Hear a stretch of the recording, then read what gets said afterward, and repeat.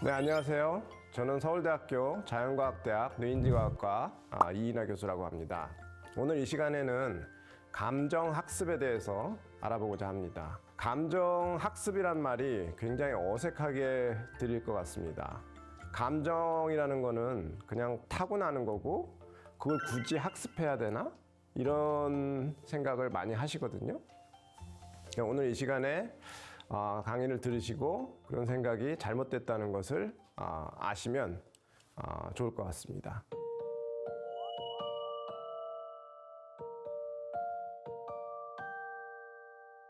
감정이라는 게 어린아이가 엄마 뱃속에서 태어나서 보면 기저귀가 축축하다거나 그러면 아기가 울고, 맛있는 걸 먹으면, 우유를 먹으면 막 웃고, 엄마가 놀아주면 웃고, 그런 것들이 다 감정의 표현이라고 생각하기 때문에 감정이라는 것이 학습이 필요 없는 영역이고 원래부터 가지고 태어나서 그냥 무덤에 가는 순간까지도 가지고 태어난 걸 가지고 그냥 쭉 살면 되는 뭐 그런 거 아닌가? 이렇게 두리뭉실하게 알고 계시는 분이 많은데 전혀 그렇지 않습니다. 뇌가 하는 그 학습의 가장 그 키워드는 이제 맥락적 학습인데요. 그러니까 어떤 맥락에서는 내가 어떻게 해야 되고 또 다른 맥락에서는 어떻게 해야 되고 비슷하게 보이는 맥락이지만 아주 미묘하게 구별되는 맥락에서는 또 다르게 해야 되고 이것도 이제 사회 경험이나 이런 것이 많은 사람들은 다양한 맥락에서 다양한 반응 방식을 학습해서 다양한 상황에 처하더라도 그렇게 당황하지 않습니다.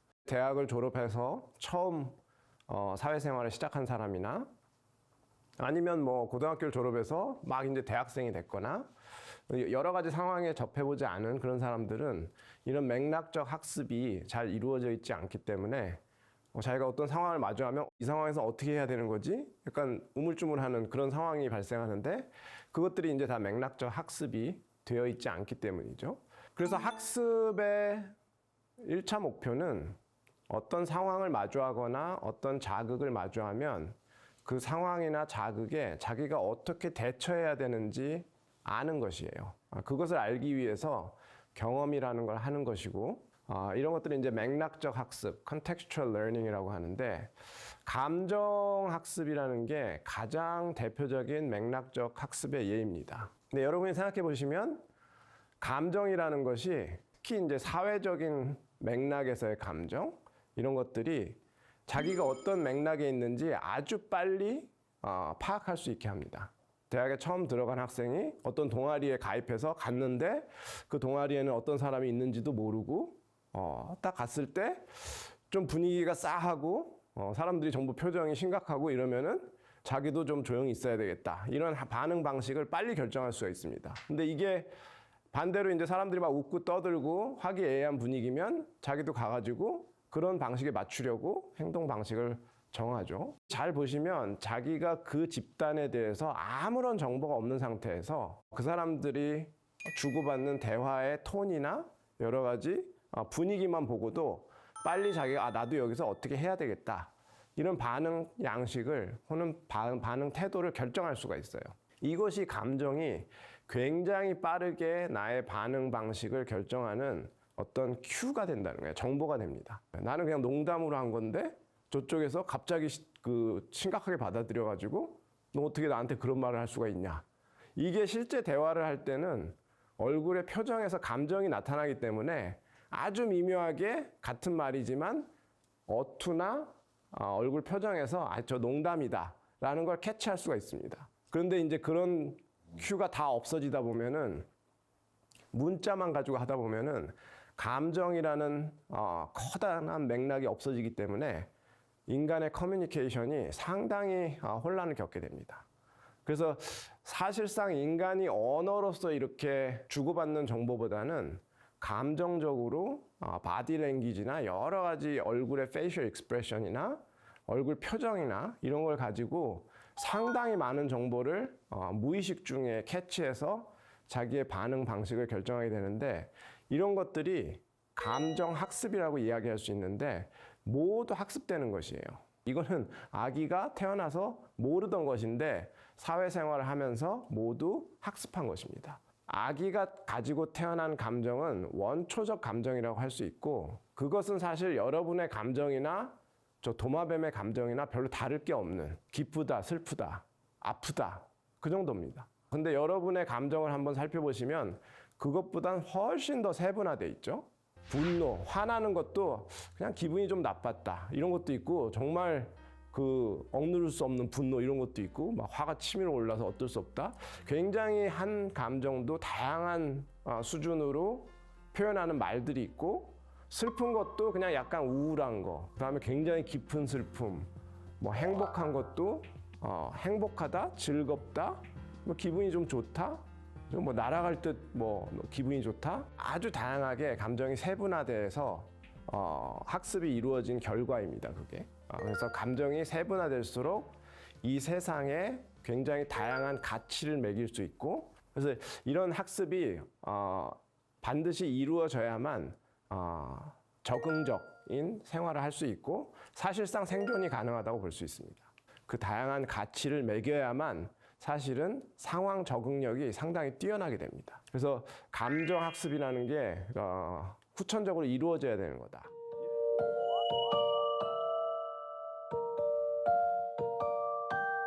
우리의 행동을 두 가지로 나누면 접근 행동과 회피 행동을 나눌 수 있습니다. 우리 인간이나 동물이 하는 모든 행동은 무언가에 다가가기 위한 절차거나 거기서부터 도망가기 위한 절차예요. 그죠? 어떤 사람이 호감이 있으면 다가가고 어떤 사람이 무서워 보이면 회피하고, 그래서 그 회피 행동과 다가가는 행동, 접근과 회피 행동을 결정하기 위한 어떤 가치가 바로 감정이라고 보시면 되겠습니다. 맛집이 있다? 다가가야죠. 좋은 거니까. 그 다음에 뭐 저 집은 맛이 없다? 회피해야죠. 뭐 그런 것입니다. 그래서 감정이라는 게 우리 행동의 그 결정적인 결정자가 되는 경우가 상당히 많다. 그렇게 말씀드릴 수 있고, 이 감정학습을 실제로 실험을 통해서 증명한 사람이 있어요. 리틀 알버트 실험이라는 게 있습니다. 1920년대에 왓슨이라는 심리학자가 징후로서는 저거는 아동학대에 해당하기 때문에 절대 실험할 수 없는 그런 실험 프로토콜을 가지고 실험을 했습니다. 그 실험 방식은 이렇게 했습니다. 알버트라는 아주 어린 2살 정도 되는 아이를 데리고 실험을 했는데, 이 아이는 이제 흰 쥐를 앞에 놓으면 쥐 예쁘다 하면서 막 만집니다. 그리고 쥐도 여러분이 아는 거하고 달리 위협을 당하지 않으면 쥐가 사람을 물지 않습니다. 모든 동물은 다 그래요. 그래서 쥐하고 막 놀고 뭐 뱀도 갖다 주면 놀고 그랬어요. 그렇게 한 다음에 갑자기 이제 어느 날 쥐를 가지고 놀고 있는데 뒤에서 이제 조교가 쇠파이프를 그 쇠망치로 세게 두드려 가지고 굉장히 시끄러운 소리를 내는 거예요. 어린 알버트가 쥐를 만질 때마다 큰 소리로 싫어하는 소리를 들려주면 어린아이가 깜짝 놀라는 이런 그 반응을 보이면서 쥐에 안 좋은 가치를 부여합니다. 이거는 무서운 거, 나를 놀라게 하는 거. 이렇게 연합학습이 이루어지는 거예요. 그렇게 했더니 나중에는 이 리틀 알버트가 아무 이유 없이 흰 쥐만 보면은 무서워서 막 울고 피하는 거예요. 흰 쥐가 뭐 물고 그런 적도 없는데 그냥 흰 쥐를 만지면 아마도 그런 큰 소리가 날 것 같은 그런 공포심 때문이겠죠. 근데 나중에 알고 봤더니 이 리틀 알버트라는 아기가 흰 쥐만 싫어하는 게 아니고 털 달린 건 다 싫어하는 거예요. 곰인형은 본 적도 없는데 흰 곰인형을 갖다 줬더니 흰 곰인형도 싫어하고, 나중에는 그 밤색 털이 달린 곰인형을 갖다 줘도 얘도 싫어하는 거예요. 알버트를 데리고 부모님이 쇼핑몰에 갔더니 산타크로스 수염을 보고도 자지러지게 놀라고 막 무서워했다고 그러죠. 이것이 사실은 전형적인 PTSD 실험입니다. 그래서 극심한 공포를 아이한테 야기시키고 어떤 그 자극에 대해서 조건을 형성한 거죠. 이 실험을 통해서 안 것은 우리가 무서워하는 공포 감정뿐만 아니라 다른 감정들도 어딘가에서 그런 학습이 이루어졌다는 겁니다. 여러분이 가지고 계신 지금의 거의 모든 감정은 사실은 어디선가 누군가에서 어떤 상황에서 학습된 것이다. 이런 것을 깨달으시면 좀 살아가시는데 도움이 많이 되실 것 같고, 분노 조절 장애 같은 거 있죠. 자기가 분노가 생기면 주체를 못하고 막 이렇게 그냥 발산해 버리고, 흔히 우리나라에서 이제 욱하는 성질이라고 하는 그런 것들이 이제 감정을 학습해서 발현하는 건 좋은데 그걸 적절한 맥락에서 컨트롤할 수 있는 훈련도 해야 되는데 그것도 학습의 영역입니다. 그것도 사회생활을 하면서 학습을 해야 하고 자기가 욱하는 행동을 했다가 굉장히 안 좋은 상황을 연출해서 다음엔 이렇게 하지 말아야 되겠다. 그 시행착오를 통해서 학습을 해야 되는 영역이고 어렸을 때부터 단체 생활을 하고 집단 생활을 하고 하면서 그런 학습이 이루어지게 됩니다.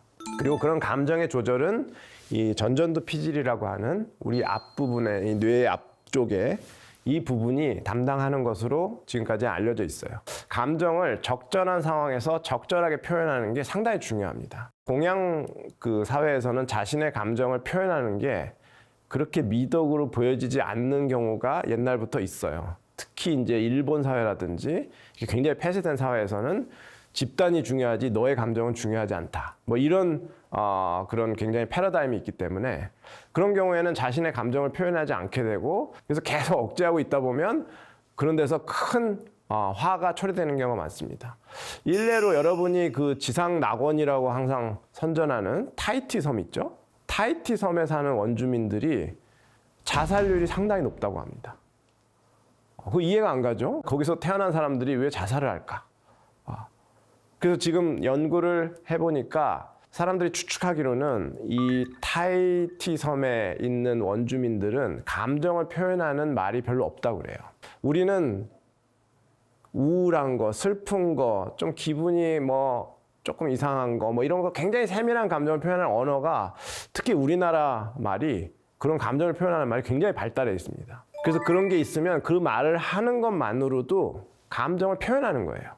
그래서 자기가 난 이런 상황이구나 이렇게 하고 인식을 하고 상황적인 대처를 할 수가 있는데 그 타히티 섬에 보면은 뭐 슬프거나 좀 아프다 피곤하다 그 좀 이렇게 난 기분이 별로다 안 좋은 분위기 안 좋은 감정 이런 것들을 다 퉁쳐가지고 그냥 페이페이라는 말 하나밖에 없다고 합니다.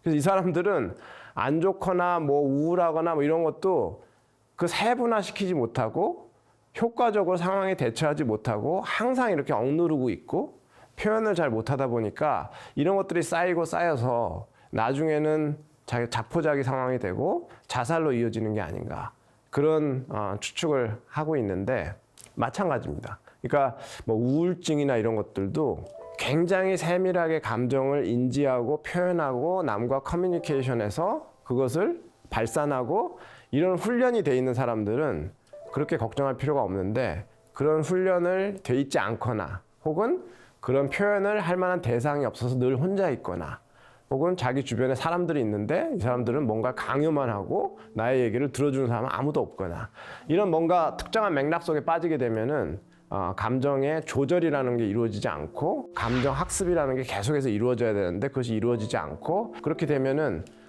이게 심각한 결과를 초래할 수도 있는 것이죠. 심각한 경우에는 약을 먹게 되지만 약으로 해결돼야 될 문제라기보다는 그 사람의 생활을 들여다봐야 됩니다.